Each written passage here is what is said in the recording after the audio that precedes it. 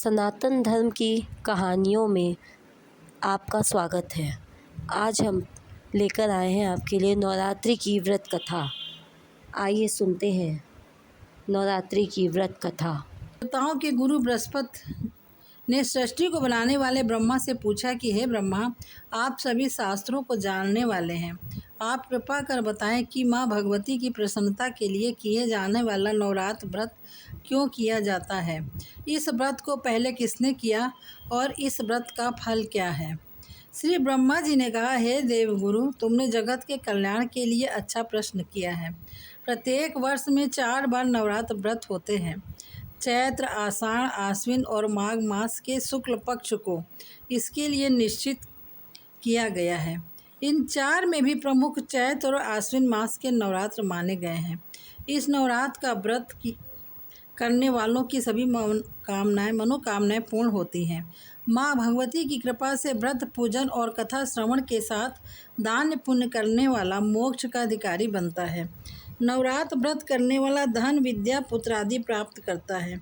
इस व्रत को न करने वाला मनुष्य उत्तम धन से रहित होकर पृथ्वी पर सम्मान नहीं पाता। यदि इस व्रत के करने वाला मनुष्य सारे दिन का उपवास न कर सके तो एक समय भोजन कर ले और उस दिन बांधुओं के सहित नवरात्र व्रत की कथा श्रवण करे।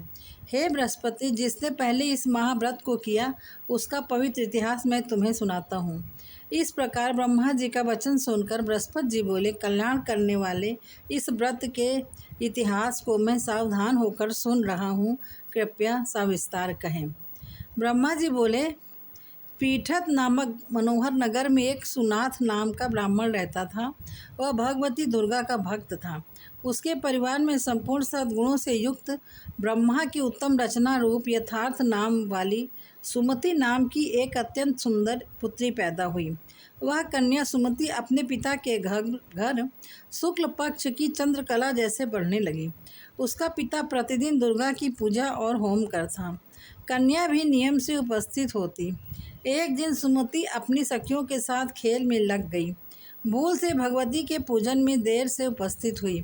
ब्राह्मणों ने मान लिया कि बेटी की पूजा में रुचि नहीं है, वह अपना बनाव श्रृंगार ही जरूरी समझती है। उसने क्रोध में आकर कहा, मैं इसे अब ऐसी जगह ब्याह दूंगा जहाँ इसका रूप रंग व्यर्थ हो जाए। यह सोच ब्राह्मण ने कहा, बेटी तू मेरा कहा नहीं सुनती है, तेरा बहुत बुरा होगा। बेटी ने बड़ी विनम्रता से कहा, पिताजी, माँ मेरी रक्षक है, भाग्य का लिखा मिटता नहीं। पिता को पुत्री की ऐसी असावधानी देख क्रोध आया और पुत्री से कहने लगे, हे पुत्री, तूने भगवती का पूजन नहीं किया, अब मैं कुष्ठी और दरिद्री के साथ तेरा विवाह करूँगा। इस प्रकार कुपित पिता का वचन सुनकर सुमति को बड़ा दुख हुआ। दुखी पुत्री बोली, हे पिताजी, मैं आपकी कन्या हूँ, सब तरह से आपके अधीन हूँ, आपकी इच्छा विवाह कर सकते हैं, होगा वही जो मेरे भाग्य में लिखा है। मेरा तो इस पर पूर्ण विश्वास है।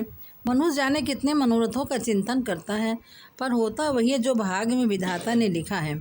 आपकी कन्या के ऐसे निर्भयता से कहे हुए वचन सुनकर ब्राह्मण को और अधिक क्रोध आया। उसने अपनी कन्या का एक कुष्ठी के साथ विवाह कर ही दिया। वह बोला, देखिए भाग्य के भरोसे रह कर क्या करेगी। इस प्रकार पिता के कठोर व्यवहार को देख सुमति विचार करने लगी कि मुझे कुष्ठी पति मिल गया है, चलो कहीं और चलें। सुमति अब अपने पति के साथ वन में चली गई। भय देने वाली वन में सुमति और उसके पति ने बड़े कष्ट में रात बिताई। सारी रात वह दंपति भगवती का ध्यान करते रहे। माँ बड़ी दयालु है। सुमति का दुख देख द्रवित हो गई। गरीब बालिका की ऐसी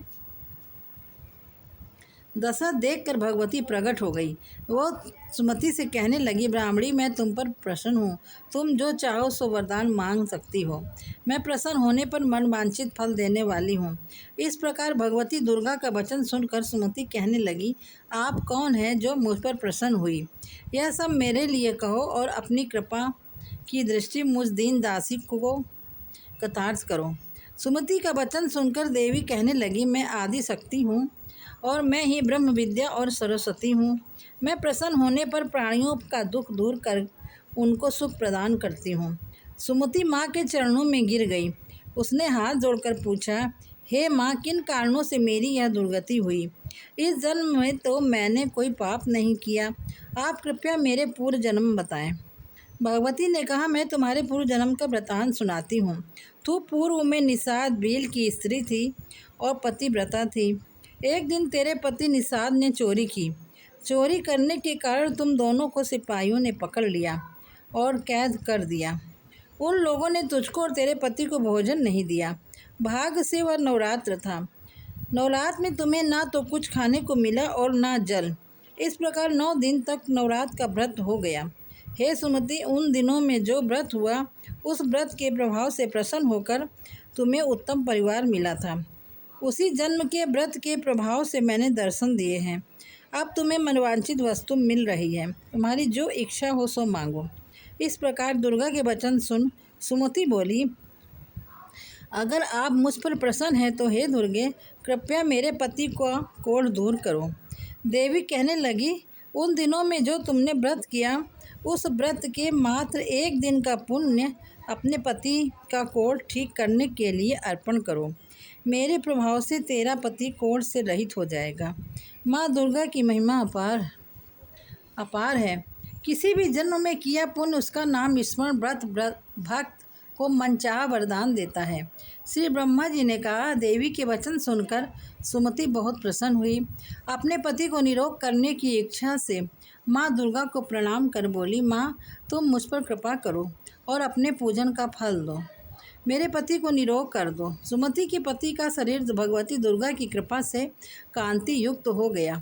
पति की मनोहर देह को देख सुमति माँ स्तुति की करने लगी। सुमति ने कहा, हे दुर्गे, आप दुर्गति को दूर करने वाली, तीनों जगत को संताप हरने वाली, समस्त दुखों को दूर करने वाली, रोगी मनुष्य को निरोग करने वाली, प्रसन्न होने पर मनवांछित वस्तु देने वाली और दुष्ट मनुष्यों का नाश करने वाली हो।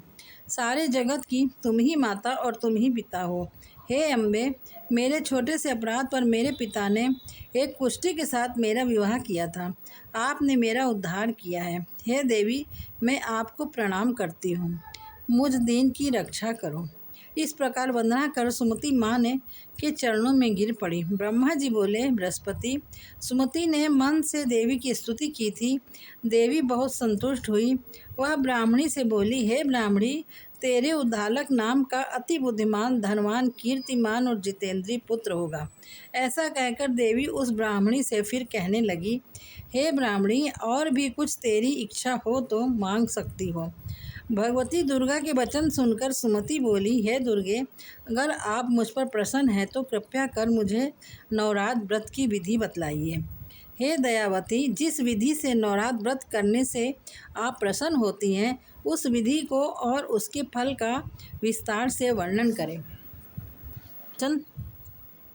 सुनकर दुर्गा कहने लगी, हे ब्राह्मणी, मैं तुम्हारे संपूर्ण पापों को दूर करने वाली नवरात्र विधि को बताती हूँ, जिससे मनुष्य पापों से छूट मोक्ष की प्राप्ति करता है। आश्विन मास के शुक्ल पक्ष की प्रतिपदा से लेकर 9 दिन तक विधि पूर्वक व्रत करें। यदि दिन भर व्रत न कर सके तो एक समय भोजन करें। योग ब्राह्मण से कुछ पूछकर घट स्थापना करें और वाटिका बनाकर उसको प्रतिदिन जल से सींचे। महाकाली, महालक्ष्मी, महासरस्वती, इनकी मूर्तियां बनाकर नित्य विधि सहित पूजा करें।